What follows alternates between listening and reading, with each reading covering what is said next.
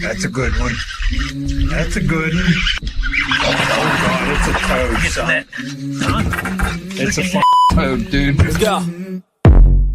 I wake up to a little bit of drool on my pillow, feel like it's gonna be a bad day. What's going on? What's up, fellas? Hey, if you, we'll ask this again when we get on. Ask it. Anyone who hears a reverb or an echo, especially if it's coming from Trey and Nick, let us know because it's not really coming through on my end, and I don't think Mike it's that bad on your end. No, it's not. Yeah, I think it's on Pete. So we see who the problem was then. Yeah. I hear it. Oh yeah, I mean I hear an echo, but it's not horrible. What Pete do? Rage quit? I don't know. I guess so. He wanted to go eat a sandwich. I'm gonna mute Nick. All right. Yep. There's an echo in mine. That's so weird, man. I mean, there's a slight one, but it's not like absolutely. It's not an echo like. It's not like you're not. It's not an echo where you're repeating yourself. It sounds like you're maybe a little bit underwater. Yeah, I'm not sure. Like a fish. Fish in water.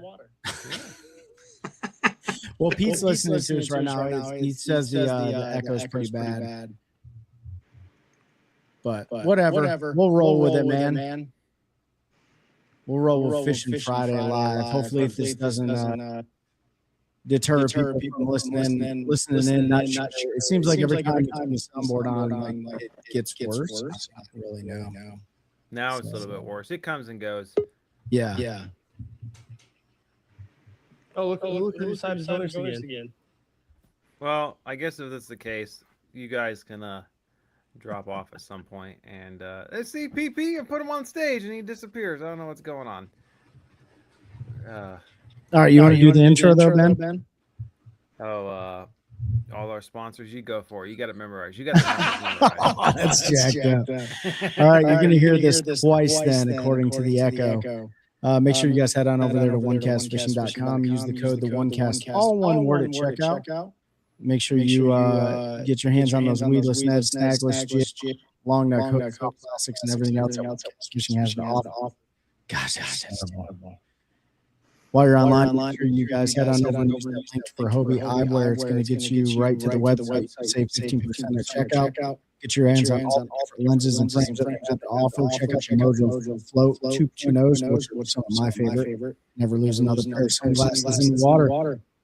Before your next fishing trip, head on over to your app store. Check out Deep Dive. Deep Dive's got you covered all the different features from inflows, outflows, water levels, conditions, geodata that you need, bait tool selection. You can pay for that subscription, which is like 2 years. You guys get more fish.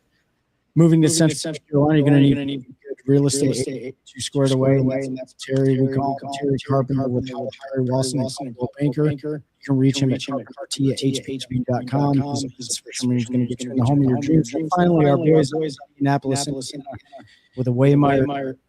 They got everything that you need for boat trailers, all the parts, every piece of equipment that you're going to need to keep yourself on the road. All you got Well, 482.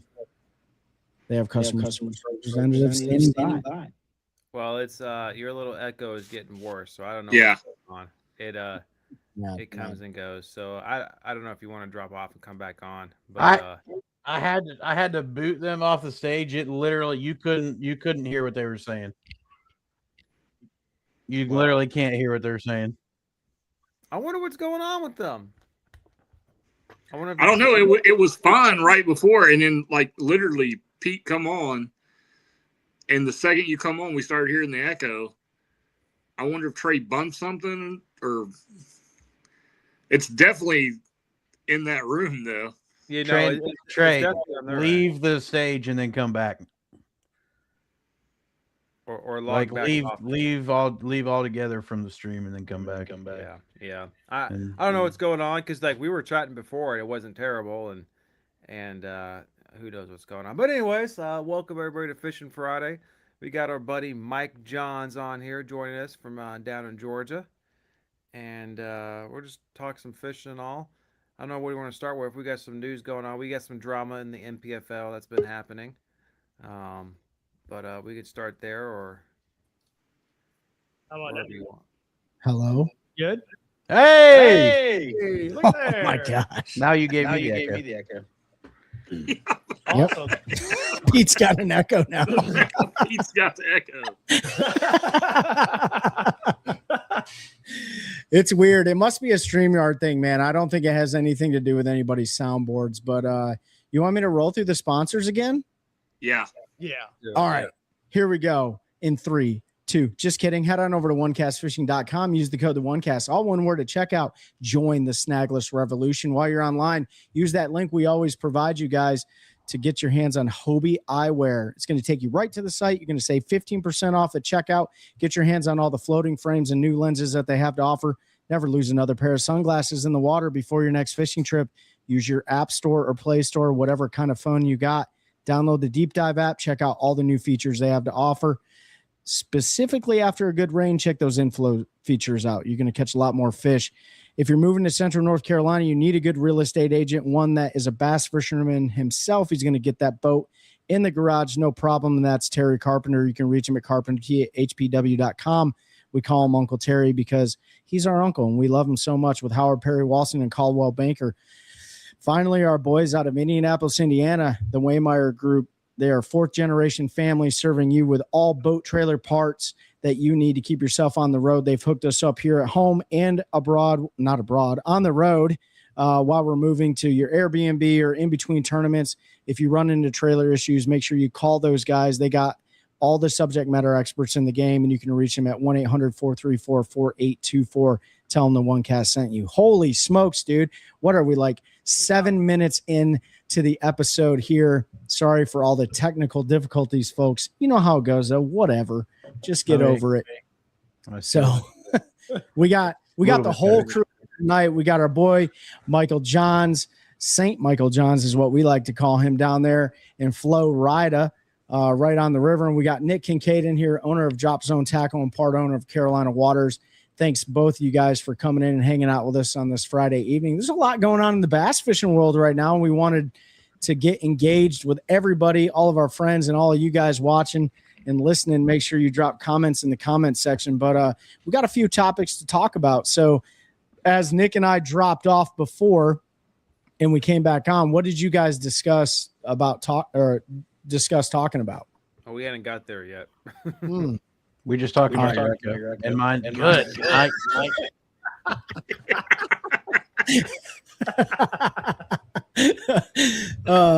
Man, I mean, there's a lot going on right now. Oh, wow. I just did it again. Maybe this Fishing Friday Live is doomed. What's up, Christine? Thanks for joining us. I'm sorry for the technical difficulties. Now you have the echo again. Yeah, you gave it back.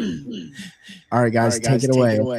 Again. No, you go ahead and leave. You leave, and when you come back, I'll just leave the stream. You guys can run it without me because obviously it's something. Well, now when you left, it gives them the echo back. That's what I mean. So they need to drop, reset, and then I'll leave, and we'll just let them talk. I won't be involved. I'll just watch.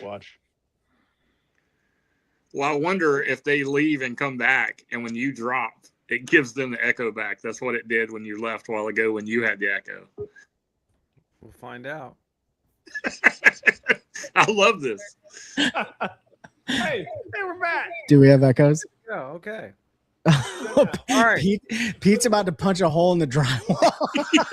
Bro, I'm so mad right now. We go to the sandwich. All right. So, yeah, a lot going on in the bass fishing world right now, man. What's the first topic we want to cover? What do you want to cover, Ben? You want to start with NPFL? NPFL, let's do it. They're having, man, that's crazy. Mike Johns, former NPFL angler. Have you been following what's going on at the St. Lawrence River right now, or you been more focused on John Dialed in the pro circuit? Yeah, I didn't watch much of what was going on in the NPFL, but I was reading comments of guys I follow and know in the NPFL, and that's just insane, man. I guess some memo was posted, and I didn't get posted to the Lockmaster or passed to the Lockmaster. So those commercial fishing vessels, man, 9 times out of 10 they get priority. But I think my understanding, I don't know for sure, but they had a agreement that the bass boats during certain times were going to have priority, but I guess that didn't happen. And that happens. It does happen, especially when you're talking about Canada. So that sucks, man. I know too well how bad a lock can mess up your day. When I had 23 pounds on the Harris chain a couple years ago and sit at the lock there, I call it the Loch Ness Monster there coming out of Apopka. And that was horrible, man. 23 pounds just sitting in the log well. Yeah. That was a day 3 cut weight, and I couldn't even make it back to weigh in. I'm gonna try. Nope. He said nope. Hey, at this point, dude, it's just comical. So everyone, we're trying to work through some things here. Christine Fuchs, thanks for tuning in from Joyzy. Who just I don't know how to read the entire handle there. Shout out to Rick Clunn, 80 years young, catching 20 pounds a day. Absolutely. Since we're on that MPFL topic, if y'all don't know, Rick Clunn is fishing some of the MPFL tournaments this year. I don't know if he fished them all, but I know he's fishing this one. He didn't fish them all. He didn't fish the first one because I saw him on the Classic, and I asked him, and that was he didn't fit. He wasn't fishing the first one, so he's picking and choosing he wants to go to. But for those who aren't familiar with what happened at MPFL, they're up at the St. Lawrence. A lot of guys like to make that run down to the lake. Was that Lake Ontario? And you got to go through the lock. Most of the locks that pleasure boats go through are closed right now because of the high water. So they have to use the same lock as the commercial vessels. Now, the MPFL paid for locks, and I was trying to read through a bunch of comments and all. You have to pay for locks regardless. So I think they paid for everyone to go through locks. But I don't know if it was a set reserve time or let me take that back. I don't know how much that means in priority. I know the locks put out a memo that was posted about these are the lock times that there's going to be bass boats coming through, and that it said commercial vessels may experience delays. But who knows what happened? The word got passed for you're talking about barges and sometimes international shipping coming through there. A bass boat's not going to get priority going through there. And as anyone knows with locks, Mike said, it's a gamble. It's part of the game, part of the strategy. You always take a risk when you're going when you go through those locks. Same thing happens up on the Mississippi River with that commercial shipping and stuff. That's gotten people. Well, some guys waited 2.5 hours. Well, and still didn't get through. You know the problem. Here's the problem. Those guys weren't carrying enough maple syrup. All right, that's what you really need to make your way. Look, there's a couple guys in this room right now that knows how to barter your way in and out of a situation. Sometimes it's a carton of cigarettes, sometimes it's a case of Coca-Cola, and sometimes it's maple syrup. Hey, listen, I'm not casting any shades at our Canadian friends. I got my foreign jump wings with the Canadians. I love you guys. But the bottom line is dude, commercial traffic is always going to take priority. And yes, Ben, you're right. I think they did pay them. But I think what Mike said, the memo didn't make it to the Lockmaster. Now, this is all speculation. But if you look at some of the MPFL anglers that decided not to return, Brandon Cobb didn't come back for day 2. There was a couple others that didn't come back from day 2, and it was really frustrating. I know Richard Cooper, a North Carolina angler that lives close to us, he got held up at the lock with a ton of other people, and it really yesterday was first flight that kind of got the shaft because they were due in so early. So there's a lot of guys. There were some guys that got DQ'd. A lot of guys, got hit hard with being 8, 9, 10 minutes late, and at 15 minutes. Based on their bylaws with the MPFL, they get DQ'd. Their weights get DQ'd for the day. So just kind of one of those funny situations, man. Like, Mike, you've dealt with a Loch Ness Monster at Apopka before, but this is a big lock. This is barge traffic. Yeah, those locks up north, man, would swallow Florida locks. Yeah. We don't have anything like that down here that big. Yeah. I mean, I look at that and I'm like, bro, should a bass boat even be there? You look at some of those photos, they're up against those. It's almost like oil tankers. I know. Some scary stuff. It's like the lock. I can't think of it in Tennessee coming from I can't think of that lake. I think it's going into Willer, that big lock that goes into Willer. Yeah. That lock is huge, man. First time I ever went through that was very intimidating because you look up and it's like 80 feet up to a platform and you're like, whoa, you know, I mean, I'm used to going in Florida. We get like 15 boats in a lock and it's doing something. And you probably put 200 bass boats in some of these locks. Oh yeah. How's it going, Brent?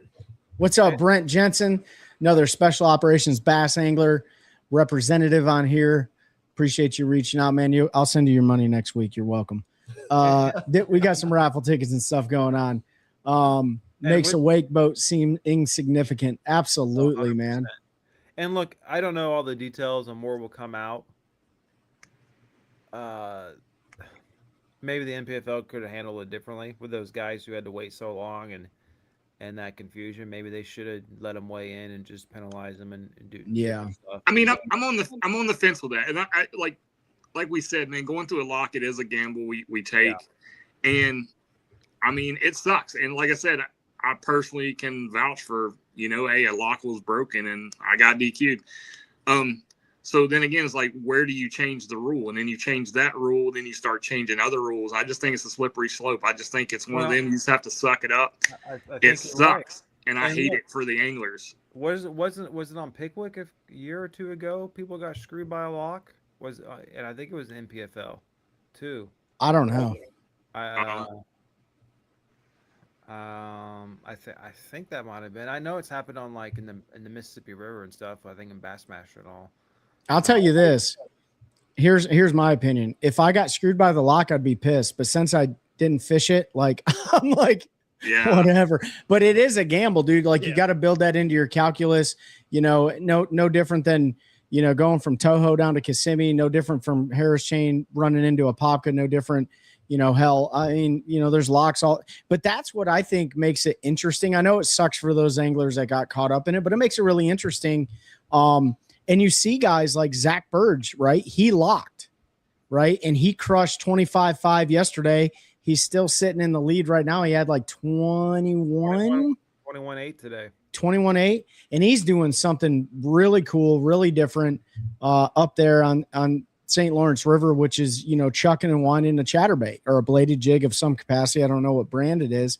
And then he got other guys like hanging out right there in the local area, dragging and doing their deal. Some guys are Derek Lettinen. He's putting on a clinic with a black crankbait.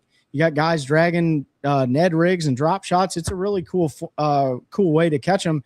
And you know, I talked to Watkins today. He said the biggest smallmouth of his life. I think he had a small weight of 11 something today, but he said he lost like a 6-pounder right at the boat because if you guys don't, and the only person I think you've been on St. Lawrence, Nick? No. So the only person in the room that's been on St. Lawrence River is Mike Johns right there. And you know how the current is there. Yes. And Josh said, like, dude, it took everything. What he did was he said, man, I hit spot lock on my boat, and that was the worst mistake I made because the trolling motor went the opposite way of the bass, right? And he tried to land him, and he was using a bait. I'm not going to say the bait, and the fish just ended up pulling right off, right at the boat, dude. So there's a huge art form with fishing a current-driven system like that, especially if you're using treble hook style baits, right?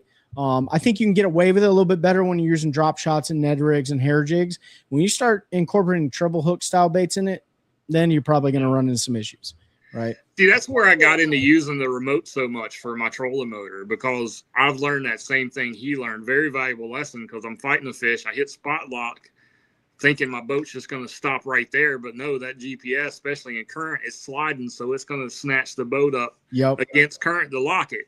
So I've learned that same thing. A horrible lesson to learn, but that's when I started using the remote control because then I could fight the fish and I still could free a hand every once in a while to adjust the trolling motor. So, and Mike, you're one of the most unique anglers. Like I get it for Florida, but like if you guys haven't fished with Mike, it's an absolute blast. But Mike doesn't use his foot pedal on his trolling motor. He uses his neck remote, and I don't know how the heck he does it because I couldn't do it. But I understand definitely for that situation where that would come in very handy. Brent Jensen said he loves it up there at the St. Lawrence River. It's absolutely no joke. Oh, it's gorgeous. Yeah, gorgeous North Country, man. I'm looking forward to it. Like seeing all the MPFL guys up there today, they had hoodies on. KJ Queen was wearing a puff jacket for more than half the day. You know, by the time we get up to Erie, Mike, we're probably going to have to strip down to our whitey tighties and stuff. No, I'm just kidding. Don't do that. You'll get fined. But, you know, we're going to have to probably. Nobody wants to see that. Nobody wants to see Matt Robertson Jr. out there. They'll probably pay me to put it back on. Yeah. But hey, we got to give a huge shout out to our buddy Josh Hooks. He's a local North Carolina hammer, a Jordan Lake and Sharon Harris Lake savant. He made a huge move from yesterday to today, or going into day 3, and he dropped 24 pounds today, didn't he, Nick? 24, 25 pounds, and he'd shot all the way up to third place. Yeah, and the cool thing is Zach and Josh are both roommates on the MPFL. So I'm curious to see what that little, you know, at the end of the day conversation looks like. Like, stay off my stuff, bro.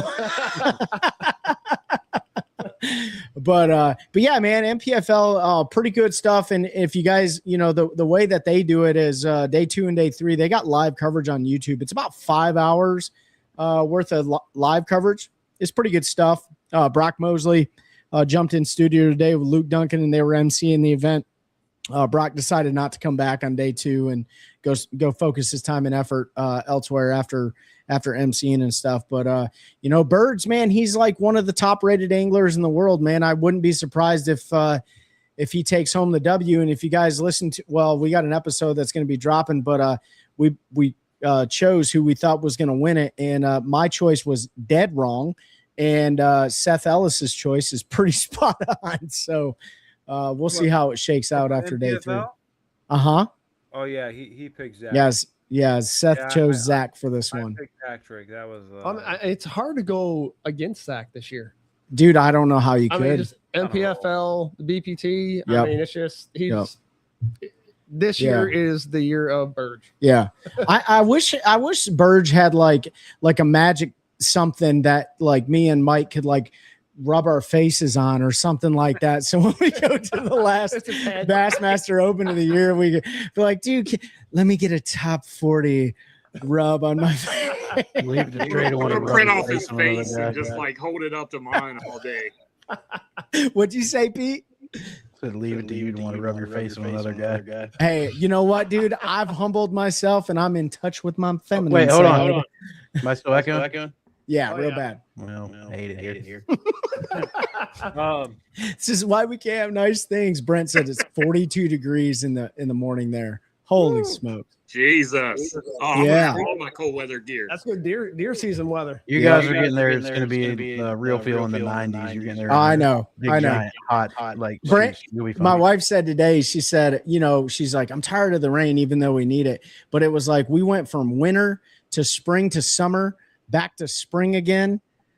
And then we're going to go back to the dog days of summer. You know what I mean? So it's been a weird year, man. Heavy drought down here in North Carolina. Lakes have come up a couple feet though. Oh yeah, we've had a lot of and rain. we're going to have really good grass. We're going to have good grass. Grass is looking Yeah. beautiful. So when it does get back to full pool, it'll be game on. Yeah. Hopefully it doesn't kill all the grass when it gets Some of those back to areas full. like up on falls, like I mean, the entire fields of grass are growing. Yeah. Out there. Yeah. So, probably for a few weeks before all that stuff gets too deep and killed. Like Yeah, I was going to say that's not submerged grass. All that stuff's going to die pretty quick. yeah. We're wishing for grass, and Mike Johns is like, we got too much grass. Yeah.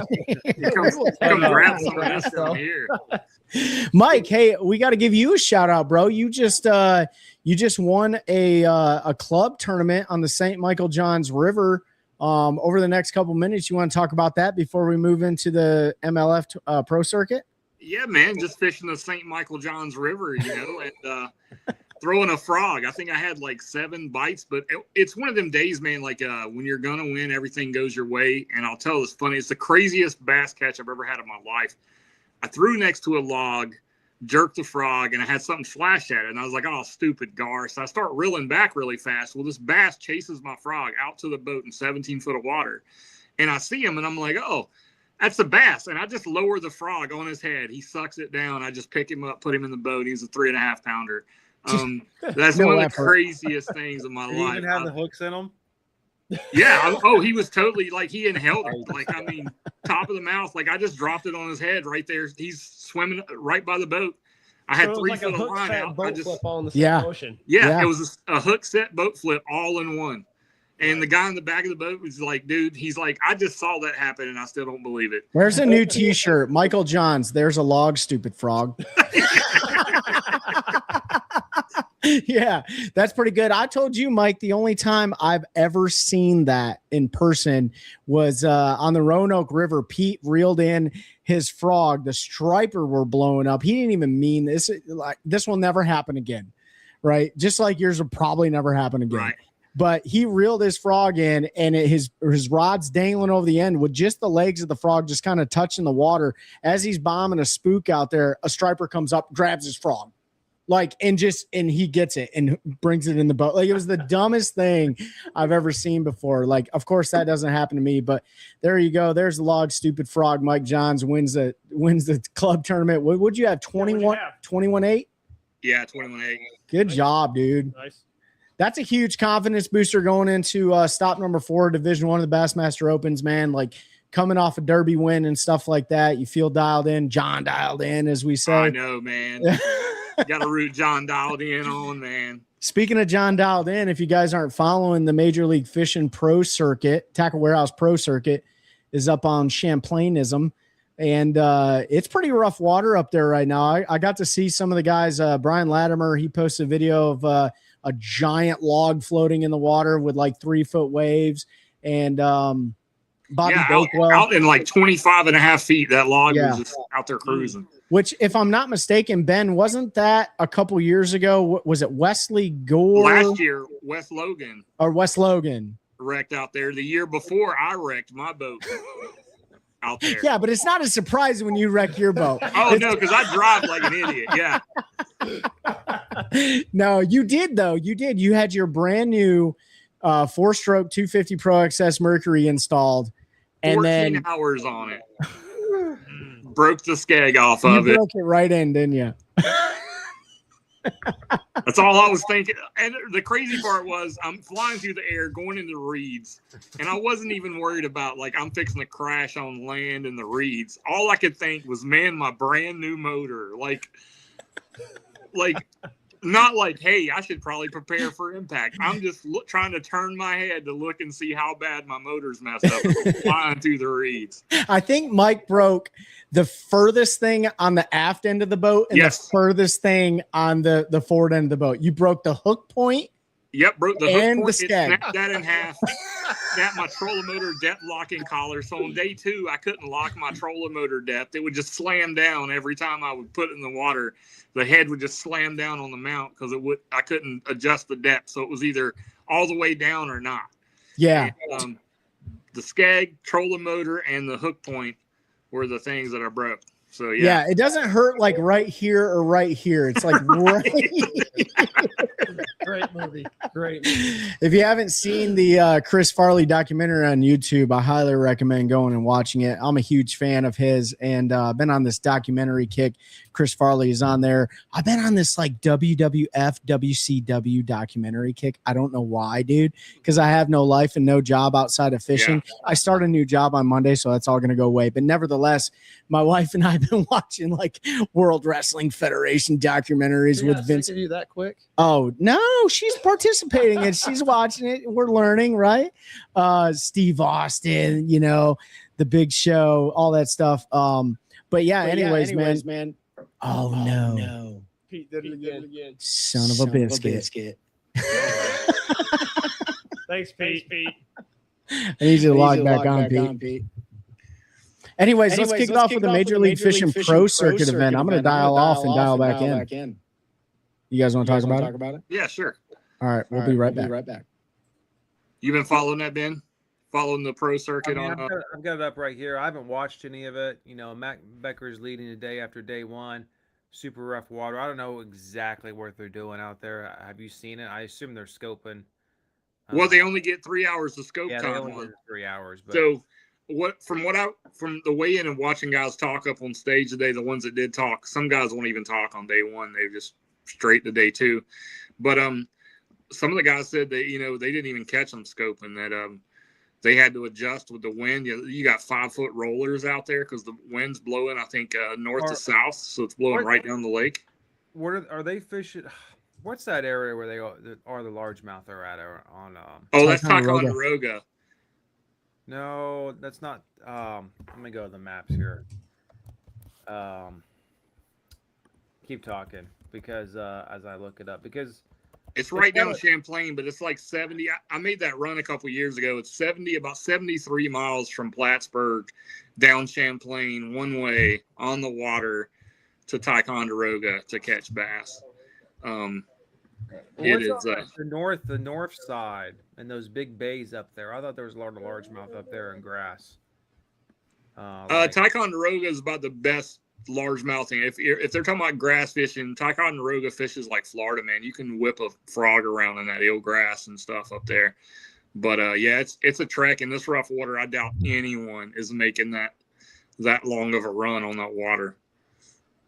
Yeah, I mean, I believe it too. I mean, it'll be interesting how it plays out. It's how the weather plays out the next few days. But I mean, heck, 22 pounds today is still really good for Matt. It was interesting to see. Like every big bag was all mixed. There wasn't one solid brown bag. Everybody had, and actually the big fish for today ended up being a largemouth. That was 512. So that's if the weather calms down. I mean, I think the weights will go up and they'll go catch more brown fish. But I mean, heck, even like 10th place, you still had to catch 20 pounds a day. Yeah.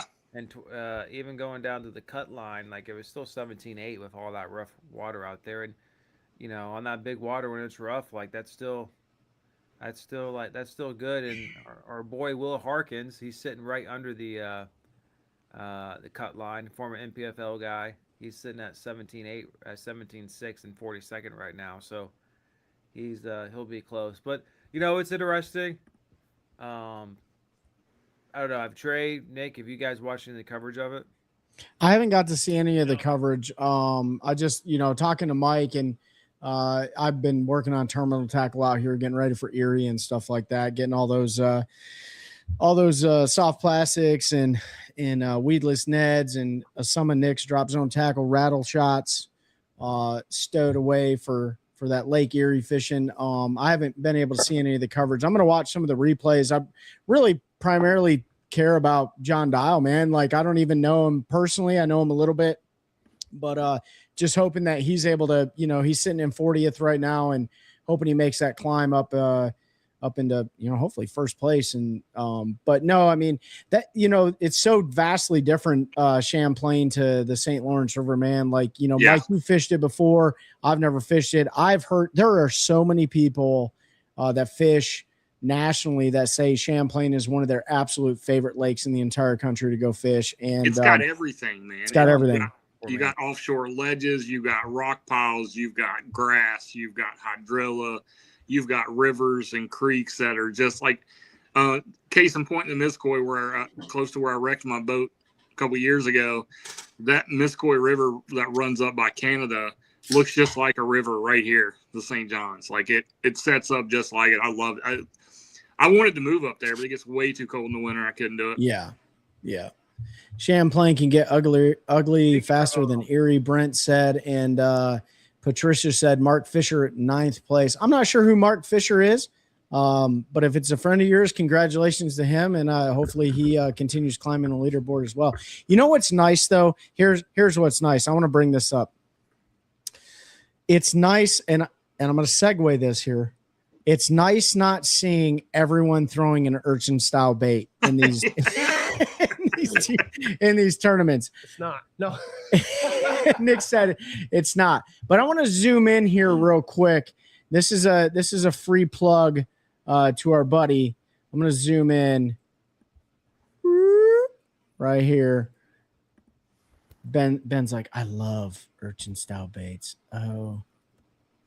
All right. I don't know if you probably can't see him that well, but if you guys are looking for urchin style baits, there is a 20 millimeter, a 25 millimeter, and a 32 millimeter urchin style bait from Drop Zone Tackle called the what, Nick? The Quiggle. The old Quiggle. So I dropped a link in the comment section, rattleshot.com. You can head on over there.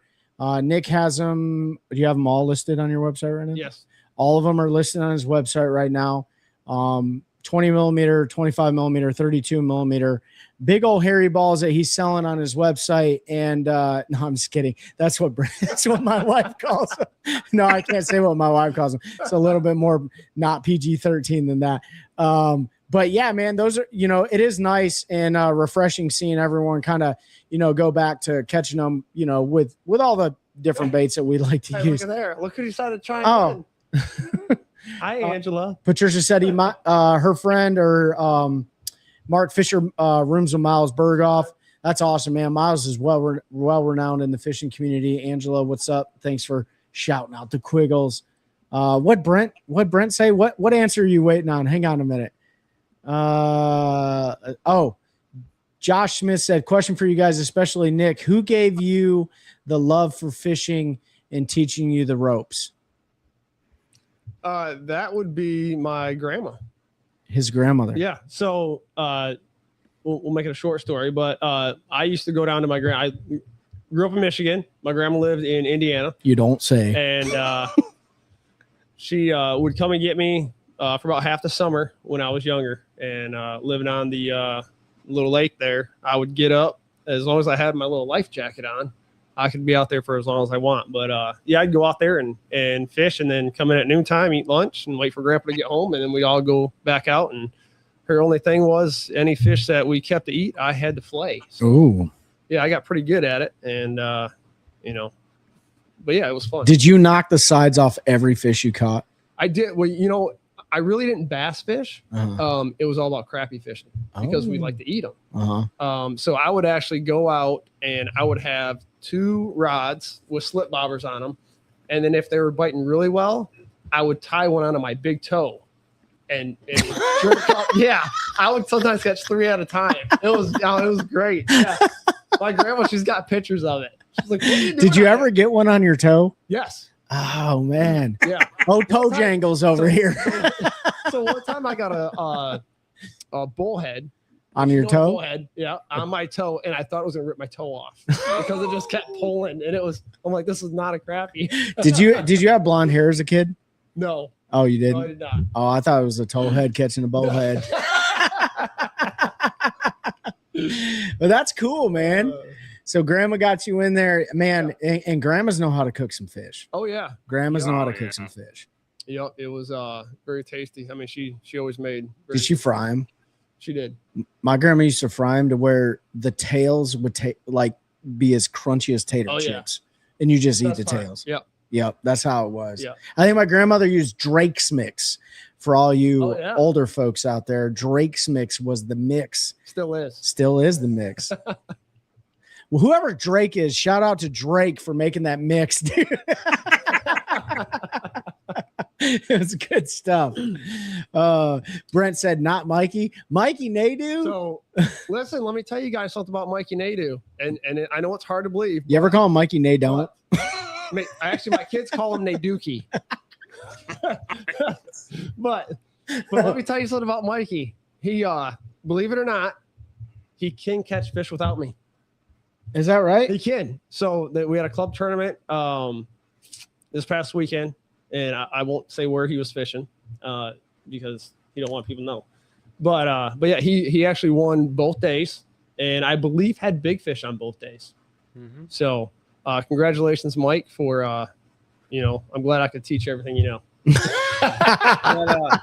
had Mikey on our episode that will be dropping next week. So yeah, yep. About that, I did want to say, speaking of Champlain, I'm actually excited for next year's BPT event up at Champlain because they are going. It's like the very last couple days of April and the first 2 days of May, which is not unusual time you see a national level circuit up in the north like that. So yeah. It will be very different to see. I mean, it'll be all pre-spawn, right? I don't know if there's spawning up there, still spawning up there now. There probably are. probably some, but the water's too rough. But a lot of post spawners. But it'll just be a completely different game up there Yep. next year. So I'll be anxious to see that. And I like seeing these tours go to places at different times of the year, just to see. Because one of my favorite times was during COVID, when everything got delayed, and they were fishing like Gunnersville in September and October, and all the weights were like super. They nosedived. Yeah. Yeah. Like they're not hitting it at the optimal time. So it'll be interesting to see next year, and I'm sure they'll catch the snout out of them still. But I like seeing some of these famous Great Lakes that we all want to go to, bucket list lakes, but not in the typical times. It'll be good. Yeah. To see. Yeah. Yep. I'm looking forward. I mean, they got a good schedule. Both the pro circuit and the BPT got a really good schedule next year. And I'm looking forward to seeing what the opens and the elite series are going to do next year too. I hope it's not the same. I'm not saying the same, but I hope it's, but you got to understand, like, You hope when in the open comes the Pasca tank? oh man, that would be so fun. I would be so pumped for that. Make it a trailer tournament, Bass. But that would be so fun, man. Like, that Mike Johns would absolutely love that. We got to get him up here. I mean, it's basically like Florida, North Carolina fishing. Yep.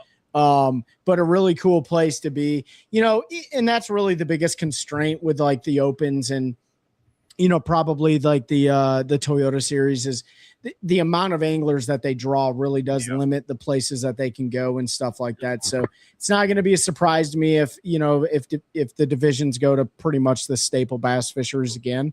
And it really won't hurt my feelings. However, that does segue into rumor on the street has it But the BFLs? that the BFLs may be a team series next year. I'm Ron Slick Johnson brought that out.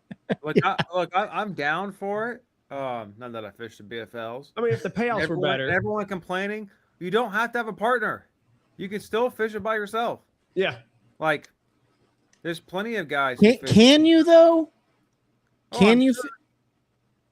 I'm I sure. mean, listen, they're going to take your money one way or the other. Well, let's ask Mike here because from my understanding, wow, I sounded real northern there. From my understanding, I know, right? You should have broke out. We got to get our maple syrup here, boys. Oh yeah, Brett knows about maple syrup. But from my understanding is you have to have a link with a lot of these MLF events that have co-anglers. Am I incorrect on that, Mike? No, so yeah, I actually I got nervous one year. I think we were at Champlain, and my co-angler backed out on day one. Right the morning of, I'm getting to the boat ramp. Mark McWall calls me and says, "Hey, your co-angler backed out." And I'm like, I was thinking, so I started hooking everything back up. He's like, "What are you doing?" I was like, "Well, I don't have, I mean, what am I like?" I thought they were going to send me home, but luckily they let me fish.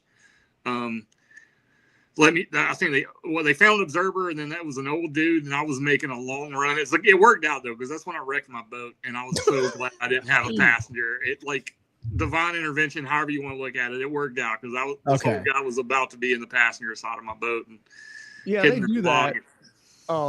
There are instances where you can fish by yourself. Well, what they first try to do is they try to find an observer that'll go out with you. Just checks and balances. Yeah, checks and balances. Stuff like that. But they have had cases to where, like, if a co-angler or a boater backs out the night before, they try, especially with a co-angler, they try to contact, like, if somebody was in line on a waiting list, which I don't think they have that problem anymore with the waiting list. But they've tried to do that. Mm-hmm. That way, if I'm wrong, I think right now, like, co-anglers have dropped off so much for the BFLs. There's a lot of guys fishing with no co-angler in their boat. No, as far as the BFLs and Toyotas go, nobody fishes solo unless it's one of those last minute backouts and they can't find an observer. They're not letting people come in. You have to have a link. And I think there are special circumstances, like you dealt with, Mike, in the Toyota series, and there probably are cases in the BFLs, but like Nick said, especially with them limiting forward facing sonar to 3 hours per event, right? Or per day, whatever the case may be. the BFLs are limited to for 3 hours. Am I correct on that? Yeah. Yes. And that's really where the co-angler comes into play. Is they are, even though they say, and this is what was said to me by a Toyota Series angler, that they in no way, shape, or form use the co-angler to marshal the boater. Well, But like you all say that, but I pulled up the BFL for the IROC tournament and for the Piedmont region. tons of singles. Like on the boater list, they had 70 boaters weigh in. Looks like 2 boaters didn't weigh in, so whatever, they dropped out. Uh-huh. And then you look at co-anglers, 56 co-anglers weighed in. Now, let's see, they had a bunch, 57, 58, 59, 60, 61. So if you get jackpotters that jump in, they're not going to list them if they didn't weigh in because their points. Okay, you may be right because there's like 70 co-anglers on here, only 56 weighed in, so maybe they didn't weigh any fish in, right? So I mean, that's very possible. But nevertheless, they make the attempt to try to pair a boater with a co-angler. I'm sure there's circumstances, within the tournament director's call to whatever. But that being said, I mean, what are your guys' thoughts on the grass? I mean, that would be considered the grassroots level of national tournament angling or regional tournament angling. Like, what do you guys think about it being okay? 2 questions. Should it, if it's going to be a team series, should it be you pick your team partner or should it be random draw? Well, so that's why they're making it. That's why they're making it a team event. The random draw has been in effect for all these years. That's why you've had to have a link that guarantees you in a tournament. You don't get to fish with your link. That just gets you in the tournament and make sure there's body for body, boater and non-boater. So I think that's already been effect. The team concept's kind of interesting to me. And yeah, I mean, what would make it a team if you didn't pick? You're back to the same scenario. I think what they're trying to do is grow back to their numbers. And I don't think, man, I don't think we're ever going to see the post-COVID numbers in bass fishing again. Yeah. Everybody had all that free time and we all went and fished. I mean, I for one, took it total advantage of that. Are you kidding me? Oh, yeah. I was so tan. Yeah. So Tanner, that's when we were out. Trey and I be seeing each other all the time out on Oh the yeah. Yeah. Well, No, on the plane. But I think it's it. Oh, go ahead, Ben. Go ahead. I was gonna say, like, I have no problem if it's team. Pick your own team, but like if you want, like me, like if you want to fish individually, you don't have a partner or something. I think that's fine too. Yeah. Like, and a lot of clubs are that way too. Like, or a lot of other team trails. I think the PBC and like locally is that way. Like, okay, you got your team, but like 2 of them. But like, if you want to go do it by yourself, and it does kind of somewhat put you at a disadvantage because having 2 rods in the water and it just increases your likelihood of catching a fish. But like, I mean, there's been plenty of people on that, like there's smaller type of situations where they don't have a partner and they still do really well. So I like it. I like it, and here's why. So the BFLs don't qualify you for anything outside of the BFL All-American, right?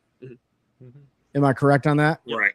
So but if you win the All-American, you get to go to Red Crest. There you go. So that's where the format would have to figure that out. But it's no different than how Bass did it. No, back in the day. The Bass team that wins, I think they each get a boat and they each get a boat and then they there you go. So I think it would be one of the coolest formats.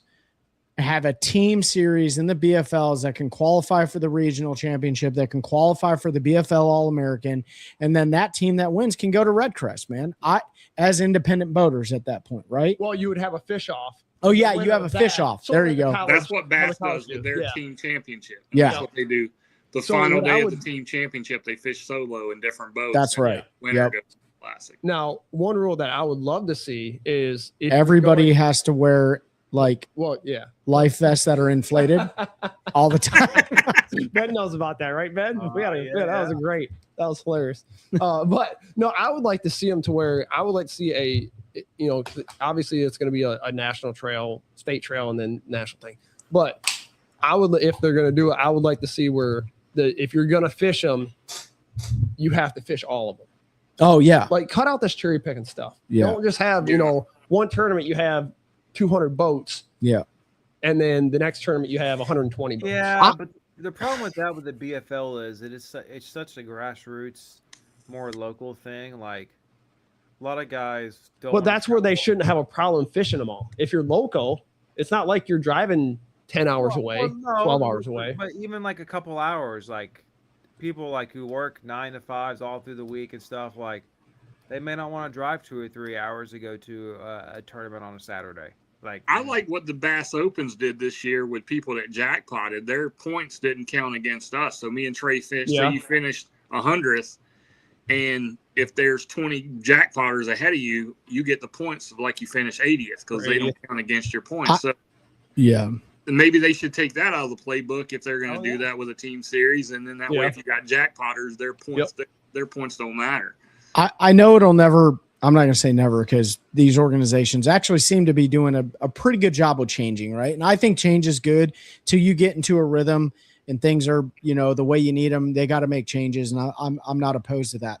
I actually don't like the fact that you can jackpot a division tournament in the Bassmaster Opens, and here's why.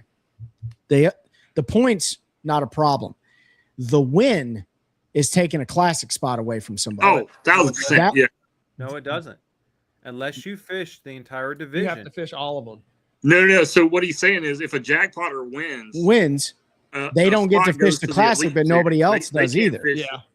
right? So the Elite Series gets another slot because the jackpotter won. Exactly. You can fish the classic. And it really does that, and that really does cater to the Elite Series, right? And I get it, man, I get it.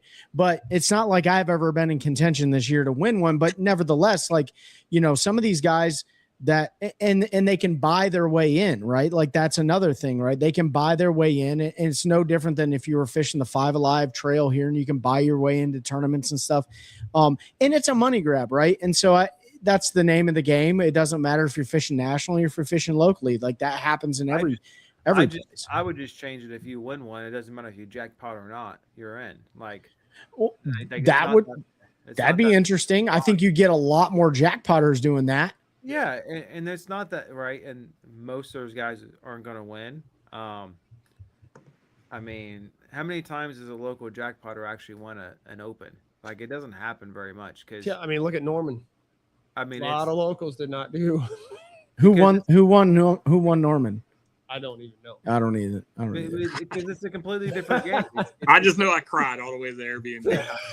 It's a 3-day tournament with way more pressure than any other tournament they're usually ever on. You got to manage fish. It's a completely different game. It's definitely a different game. It's definitely different. And I think the happy I think the happy medium with that though, I don't like it personally, but I think the happy medium is what Mike brought up, which is like their points don't matter. So that's really what the opens are about, is like qualifying for the EQs and then, making it to the elites if you choose to do so and stuff like that. But going back to the BFLs, man, I think it'd be a really cool concept. I think that's something we've been talking about for a couple years now, that like, we think like the MPFL should do something like that. I'm not saying that they're not going to do something, but there's probably going to come a point in time where the MPFL may implement some sort of feeder system into their league and stuff like that, to be a little bit more recognized as a professional not a professional, but a professional angling organization amongst the industry. We all know that there's a bunch of pros that fish it, but outside of the application process, that's really what stands in the way of you getting into the MPFL or not. So, but yeah, I think the BFLs would be great. I'm also looking forward to that Ultimate Angler. What is it? The Ultimate Match Fishing Ultimate or the Angler Championship. WBE tournament. huh? Yeah. The Ultimate Angler Championship. The Ultimate Angler Championship, dude. $3.5 million payout, 1.25 Yeah. to first place. I mean, What's up, Mom from Kalamazoo, Michigan? Unbelievable. I didn't get the invite yet to that. I'm waiting on it, Mike. Well, have you guys heard like Speaking of what all they're leagues, doing? though, Like you there's see concerts Milliken. going on and everything. Oh yeah, they got a big deal. It's huge. Now I would not Is the pay ultimate for Angler the same? one of their things, but I mean, it's like $2,000, $3,000, maybe $4,000 for some of them for their VIP. What? Yeah, what's that? Things to Is get it in. is it the Ultimate Angler Championship or is it Ultimate Match Fishing? Which one is it? Or No, what? it's the Ultimate Angler Championship. That's the one that Yeah. young kid won so much last year. What was it? $750,000 he won. No, last the one year? I'm talking no. about is the one where like the top 25 or from Bass, the top 25 from BPT. Yeah, I think that is Ultimate Match or something like that, or Ultimate Angle. I can't remember. I was talking about the championship they did on Gunnersville that young kid won like $750,000. Yeah, Tucker Smith won that. No forward facing sonar, $1.5 million. Wait a minute, a young guy won without forward facing championship. What'd you say, Ben? It's the Champions. A World Bass Championship. That's the one you're talking World about. Bass Championship. And World Bass Enterprise, Pitchers just said. There you go. That's there the you one. go. Yeah, that's the one because Dylan reached out to me about that. They're having an expo and stuff there, and it's in when is that? It's in October. I was like, Zach Burge is gonna win it. And I said, no, I don't want to do that because like 4 or 5 days, like 3 days later, I'm start being at Norman for the Silver tournament, and I don't want to do that big turnaround and with an expo that has never been done before. I don't want to take the risk, and yeah. You don't know how many people are going to show up and stuff, that type of stuff. So yeah. But hey, speaking of leagues and stuff, you seen Milliken's fixing to start his own league, supposed to launch in August. I I saw some teasers for it. I don't really. Is that gonna be up in the Midwest? He's throwing teasers out right now, but I guess he's going to launch in August, and it's everyone can fish. So I'm very curious to see what he's cooked up. I mean, heck, everybody knows Milliken's a heck of an angler. Well, Sixth Sense is probably the title sponsor, and I don't doubt. Yeah. Listen, if Milliken, and I don't know him personally, but if Milliken was king for a day when it came to bass fishing formats and television coverage, I think it'd be legit. Like that dude, there's guys that have fish brains, and then there's guys that have like promotion brains, and like he is a promotion brainiac, dude. I really believe that, because he even talks about, he's like, dude, no sport in the history of ever is like 8 hours long. Like it's just not, right? Yeah. And to televise something for 6 hours is even crazy. you But say baseball, except golf. Oh yeah, baseball. Yeah, I forgot about America's. Masters. You watch the Masters. Yeah, I don't know, but yeah, I mean, that's cool, man. If he launches, I wonder if it's going to be an online deal or if it's going to be like fish weighed in deal. Yeah, the last I heard of it, he just made a statement that I'm starting a new league. It launches in August, and everyone can fish. And he highlighted everyone. So I'm very curious what he's got cooked up. But I guarantee you, like you said, it's going to be promoted well, and it's going to get a lot of coverage because he is a savant when it comes to promoting. Yeah. So what you're saying is all of us in this room qualify to fish it. Yeah, exactly. That's the feeder system I like right there. Yeah. Oh man, we're coming up on the better part of an hour, but so real quick recap: we got the MPFL going on. Day 3 is tomorrow. We'll see who wins that. Day 2 of the pro circuit is tomorrow. Hopefully, our buddy John dialed in, shoots up that leaderboard. Will there be a team series in the Bass Fishing League? We don't know, but more to come on that. Nick, there is for the Norman tournament. There is for the Norman tournament. Yeah. So that's a tournament coming up, which all of us in this room love to fish that. We've been fishing it the last 3 to 5 years, and that's a Special Operations Bass Angler annual Mark McCowan tournament on Lake Norman in Charlotte, North Carolina. That's the Friday before Veterans Day. So please drive down, drive left, drive right, drive up to fish that event. It's a great time. The proceeds go to the organization that the family member chooses to go to, right? Part of the proceeds do. Last year we had what, Nick? 82 boats. Yeah, that was huge. It's a getting really bigger every year. Bigger and bigger every single year. Yeah, we're hoping to hit over 100 this year would be nice. Yep. Going out of Pinnacle, which is Yep. right down the road to the right from where we've been doing it, just because we need more parking spaces. It's north of Queens Landing or McCreary Creek boat landing or landing access. And it's going to be a lot easier getting out of that parking lot. But it's a great time, man. Seth Ellis ended up bringing home the victory last year, followed by Matt McBee. No shocker there. Tater Hog himself lives on Lake Norman, and Mike and I finished damn near dead last on Lake Norman this year. So, whatever, but, but we did beat Tater Hog. So we got him there. We beat Tater Hog on his home lake in a Bassmaster Open. But please come out and check that event out, man. Major League Fishing does a great job by donating their weigh-in trailer.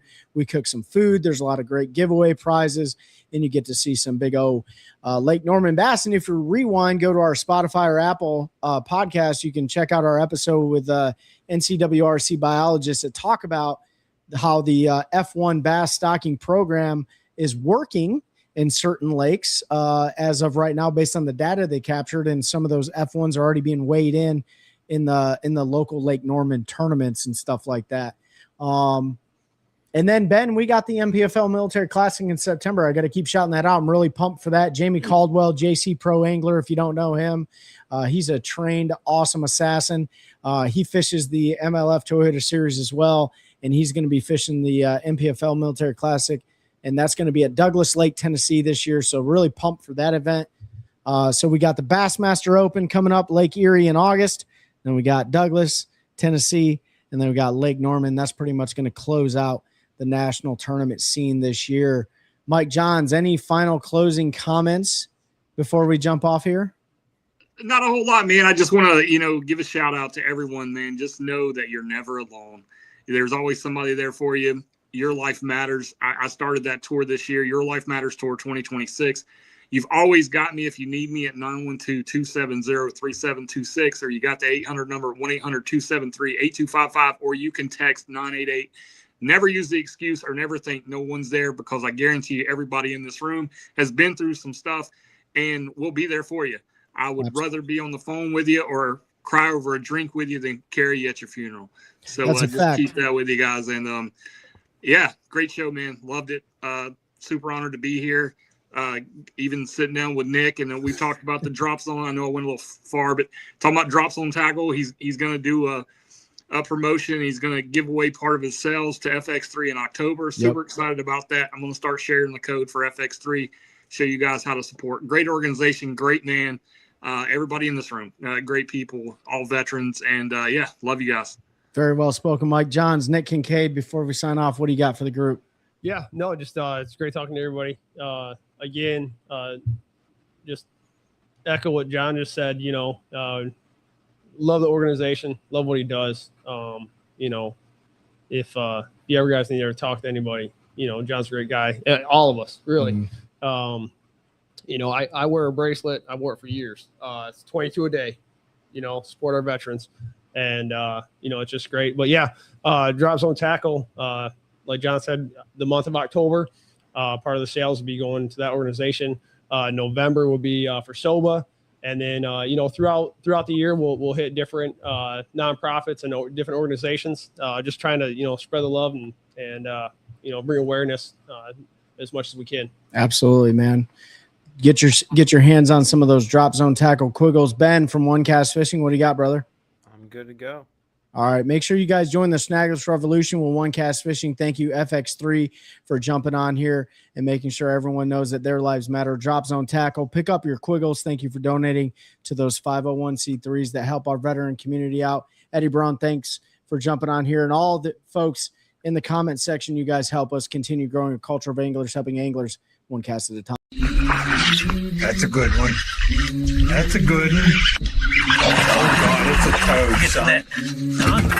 It's a toad, dude. Let's go. I wake up to a little bit of drool on my pillow, feel like it's gonna be a bad day.